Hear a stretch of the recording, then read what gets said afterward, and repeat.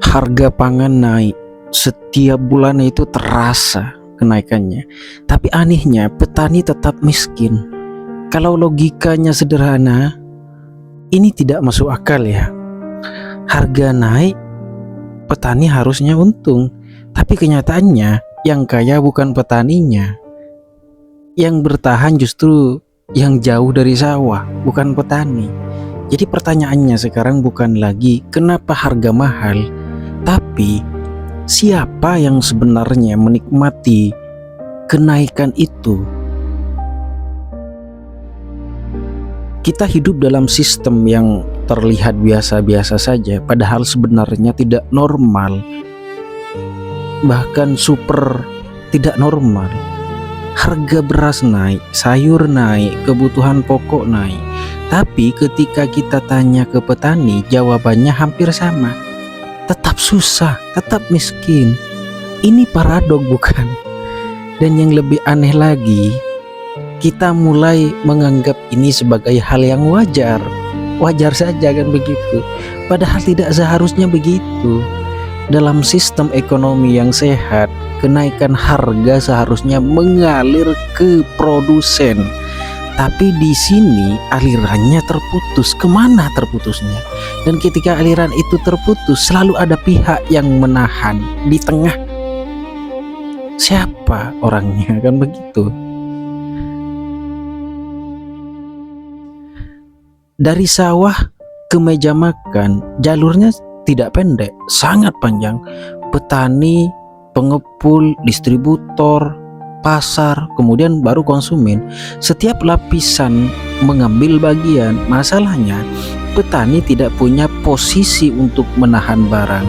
Mereka tidak bisa menunggu harga naik. Mereka harus menjual cepat. Karena kalau tidak, hasil panen ya tentu saja bisa rusak.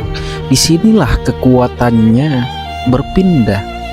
Yang punya akses penyimpanan, yang punya akses distribusi, yang punya modal, mereka yang menentukan ritme harganya. Kan naif, bukan petani sendiri. Dan di titik ini kita mulai melihat harga bukan ditentukan oleh produksi, tapi oleh struktur distribusi. Petani tidak hanya menjual murah, mereka juga membeli mahal. Apa itu? Kok bisa begitu? Pupuk naik, bibit naik, biaya operasional ya tentu saja meningkat, dan semua itu dibayar di depan. Sementara hasilnya belum tentu. Cuaca bisa bisa gagal karena cuaca tidak bisa diprediksi.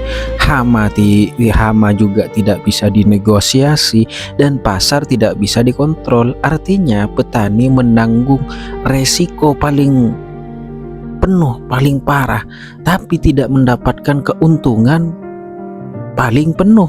Ini bukan sekedar tidak adil, ini tidak berkelanjutan istilahnya. Karena dalam jangka panjang tidak ada yang mau bertahan di sistem seperti ini. Kan begitu logikanya. Sekarang kita masuk ke bagian yang lebih sensitif lagi. Pemerintah tidak benar-benar bebas memilih. Ada tekanan dari dua sisi tentunya.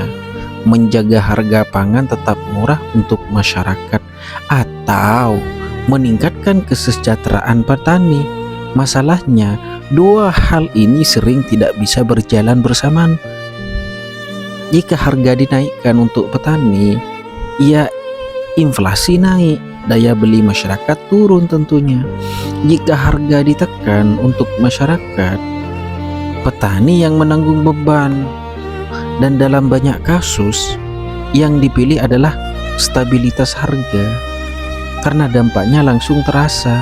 Sementara dampak ke petani ya memang tidak serta-merta langsung blesan, tapi pelan-pelan, tidak terlihat memang, tapi terus-terusan begitu terjadi.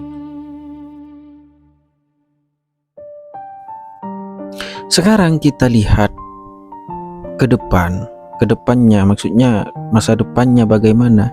Apa yang terjadi jika ini terus dibiarkan?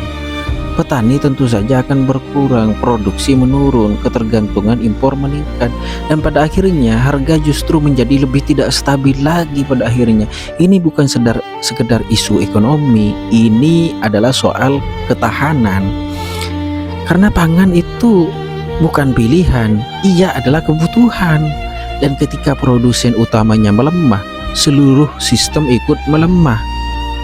Sekarang pertanyaannya kita balik, apakah kita benar-benar ingin petani itu sejahtera, atau kita hanya ingin harga tetap murah tanpa peduli siapa yang membayar harga sebenarnya?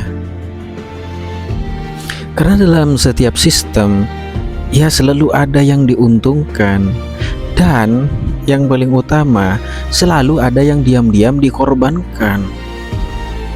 Ini menjadi satu ketimpangan pada akhirnya. Di masa depan tidak ada orang yang mau menjadi petani, dan ini akan berbahaya lagi daripada apa yang saya sampaikan sebelumnya.